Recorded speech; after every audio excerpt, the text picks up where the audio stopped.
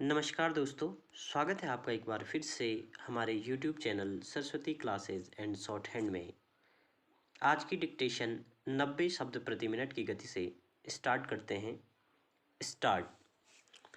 टीकाकरण और कोरोना जांच में फर्जीवाड़े की बढ़ती घटनाएं चिंता पैदा करती हैं। अफसोस की बात इसलिए भी है कि सरकारों के तमाम चाक चौबंद बंदोबस्त के दावों के बावजूद कुछ तत्व लोगों की जान के साथ खिलवाड़ करने में कामयाब हो जा रहे हैं। ताज़ा घटना मुंबई की है, जहां 2000 से ज़्यादा लोगों का फर्जी टीकाकरण कर दिया गया।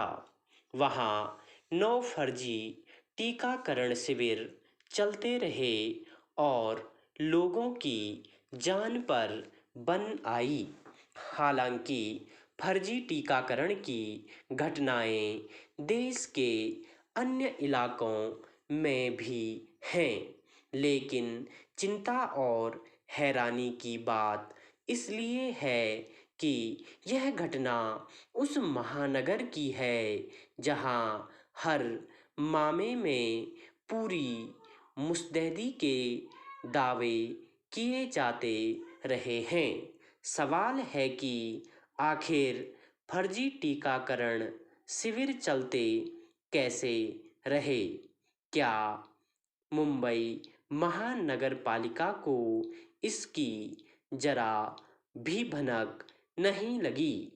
टीकाकरण का जिम्मा संभालने वाले आखिर करते क्या रहे? टीकाकरण शिविर कोई छोटा कार्यक्रम तो है नहीं। इससे तो लगता है कि मुंबई जैसे महानगर में भी टीकाकरण कार्यक्रम लापरवाही का शिकार हो चुका है। जो पुलिस लोगों की शिकायतों के बाद हरकत में आई, अगर वह पहले ही से सतर्क रहती तो बड़ी संख्या में लोगों को खतरे में पड़ने से बचाया जा सकता था।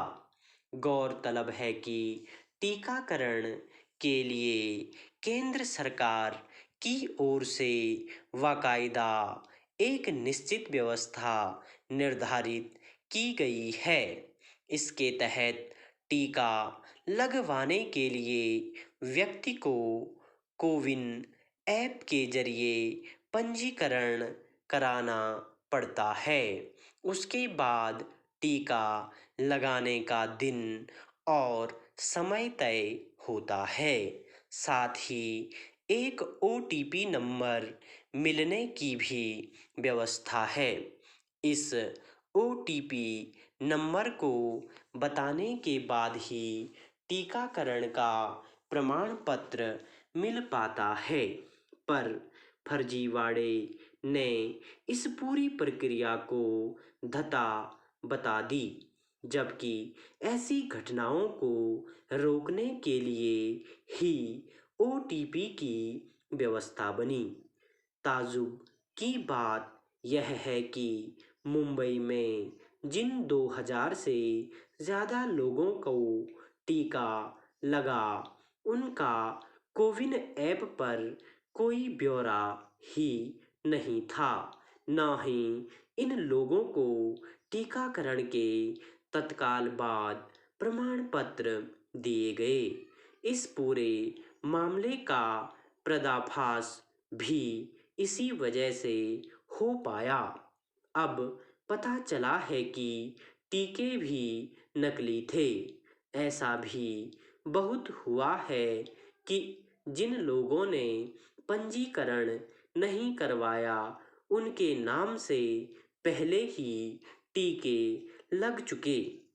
इन घटनाओं से यह तो साफ हो गया कि टीकाकरण के गोरख धंधे में कई गिरोह पनप गए हैं। टीकों के चोरी होने और भारी रकम ऐंठ कर भी टीके लगाने की घटनाओं ने व्यवस्था की कलई खोल दी है।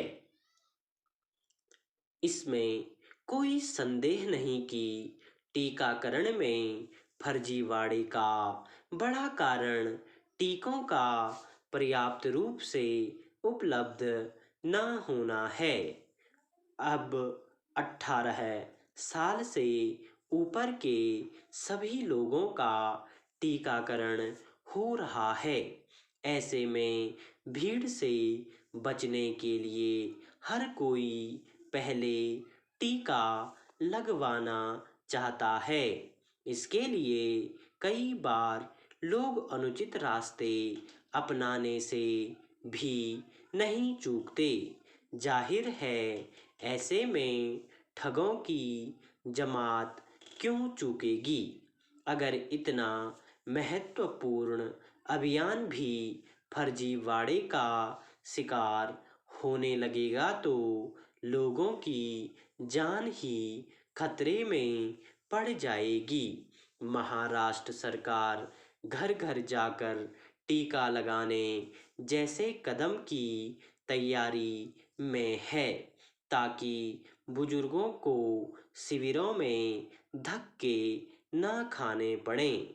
लेकिन अगर इसी तरह फर्जी शिविर चलते रहे और समय रहते किसी को हवा भी ना लगी हो तो मान कर चलना चाहिए कि इसके पीछे कोई बड़ा खेल है।